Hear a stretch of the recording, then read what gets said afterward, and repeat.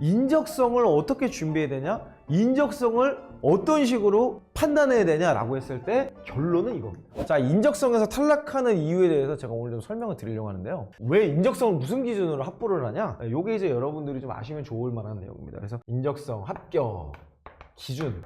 이거 뭐 아주 어려운 주제죠. 어려운 주제고 뭐 답이 없는 주제기도 합니다. 그리고 이거를 얘기한다는 것 자체가 쉽지 않은 얘기지만 여러분들이 이해를 돕는 차원에서, 그리고 아시면 무조건 좋습니다. 무조건 좋기 때문에 제가 지금까지 막 말씀드리는 내용들을 여러분들이 좀 더 이해할 수 있는 백그라운드가 되기 때문에 조금 설명을 드릴게요. 자, 기업이 사람을 뽑는 프로세스를 좀 말씀드릴게요. 이제 일단 인적성의 합격 기준이라고 할 때 인적성의 케이스가 몇 가지 있어요. 1번은 기업이 자체 개발한 거야. 그래서 뭐 대표적인 게 사트죠. 사트 같은 거. 뭐 이런 거 무슨 사트 뭐 그 회사만의 이름이 들어간 전형을 가진 회사들. 그거는 다 이겁니다. 저는 요거를 말씀드릴 거예요. 근데 요게 아니라 또 다른 케이스가 또 이런 것도 있어. 자, 두 번째는 뭐냐? 어떤 특정 기업이 만든 거야. 특정 기업이. 자, 그래서 요거는 뭐 예를 들면은 뭐 여검 이런 거죠. 대표적인 게 이런 겁니다. 대표적인. 그리고 세 번째 케이스로 넘어가면 시험 중심의 시험 문제풀이형 있죠. 대표적인 게 NCS입니다.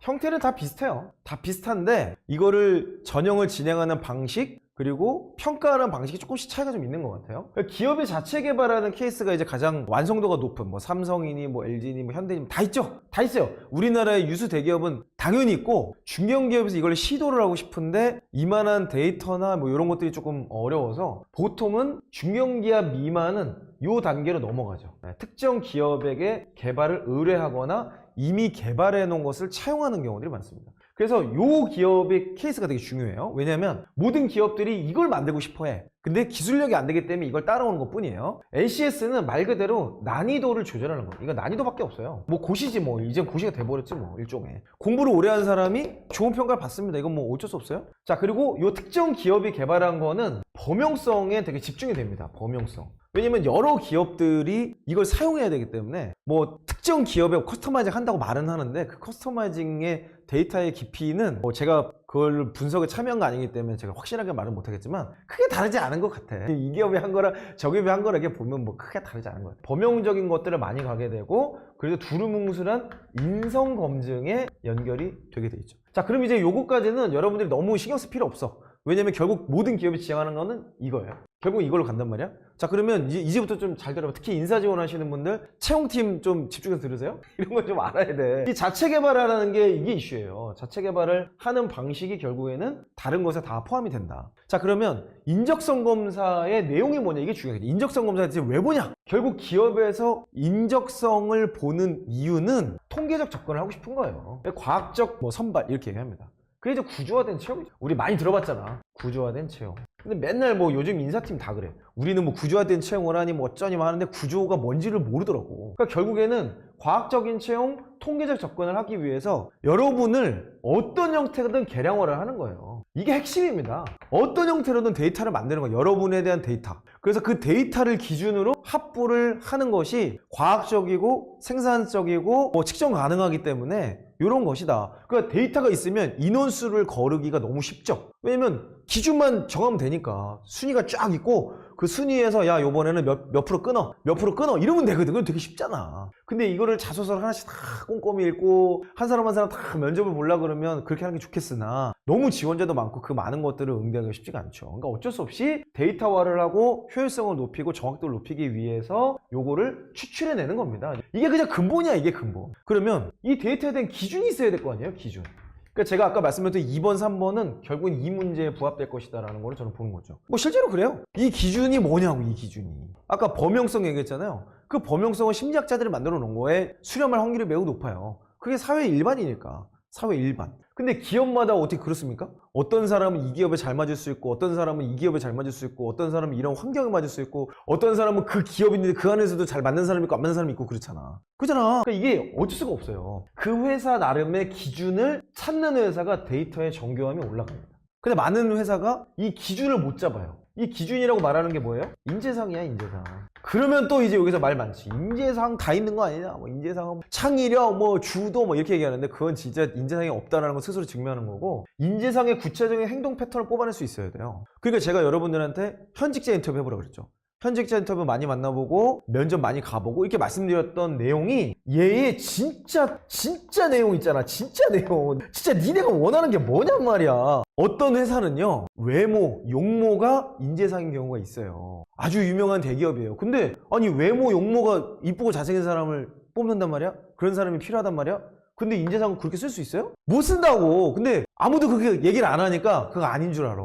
근데 그 회사 다니는 사람, 그 회사 사람들 모아놓고 워크숍을 하잖아요. 야, 너네 회사에서 잘 나가는 사람, 저 사람 왜 뽑혔는지 서로 한번 얘기해보세요. 그러면 다 그들이 하는 얘기가 있어. 그러니까 자기들도 정의가 안 돼 있고 자기도 딱 설명은 못하지만 그냥 들어보면 아는 그런 거 있다고. 그래 이제 현직자들이 공감하는 그런 내용이 있죠. 그러니까 어찌됐건 이런 내용이 데이터로 반영이 되는 거예요. 그러니까 제가 지금 예시를 든 거예요. 예시를 든 거예요. 이 예시를 너무 일반화시키지 마. 극단적으로 말씀을 드려야 여러분 이해가 쉽기 때문에. 이 기준을 가지고 통계적 접근을 해서 뽑으려는 것이 인적성의 기준이 되는 것이다. 다시 말해서 결국에는 인적성이 발달될수록 이 내용이 면접의 기준이 됩니다. 저는 이제 이 일만 했던 사람이니까 제가 말씀드릴 수 있는 거예요. 인적성을 개발하고 인적성을 가지고 어떤 통계적 기준을 만들어낸 회사는 사실 면접관을 신뢰하지 않을 수도 있습니다. 면접관에게 예를 가르쳐요. 지금도 그렇지. 아까 그 이번 특정 업체에서 만든 개발한 시스템을 그 업체에서 와가지고 면접관들 교육을 그걸로 시키거든. 똑같은 거예요. 똑같아.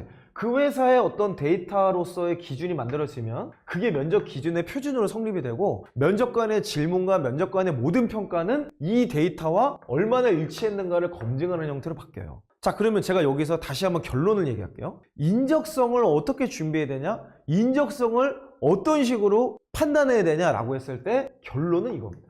면접을 준비하는 것과 그냥 같은 것이다. 그러니까 어떤 경우, 그리고 이 기업에서 자체 개발한 회사, 이 회사들은 결국 이 데이터를 뭘로 뽑냐? 스펙이나 이런 거는 이력서에서 지금 다 보는 거고, 그게 중요한 게 아니라 아까 제가 말씀드렸던 행동 패턴을 뽑습니다. 여기만 집중해요. 아, 이렇게 일하는 사람, 이런 걸 선호하는 사람, 이런 방식을 좋아하는 사람, 이런 환경에서 일을 잘했던 사람을 뽑아내는 그걸 찾아내는 목적이 얘라는 거죠.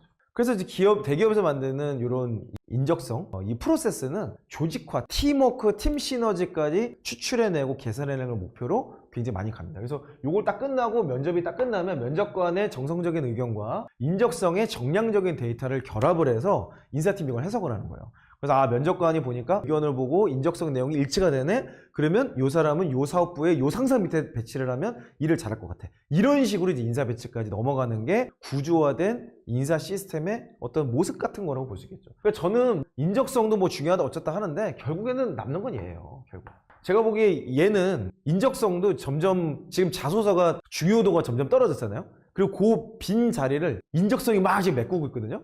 근데 저는 제 예측은 얘도 줄어들 것이고 시간이 지날수록 면접이 더 중요해질 겁니다. 더 면접의 채용 방식과 면접의 평가 방식이 더 늘어나. 이건 100%입니다. 100%. 면접이 가장 중요하다. 요거를 여러분들이 기억하시고 면접에서 어떻게 할 것이냐를 연습하시는 것이 결국에는 궁극적으로 여러분의 취업과 커리어에 가장 좋은 연습 방식이 되지 않을까? 라고 다시 한번 말씀을 드리고 싶습니다.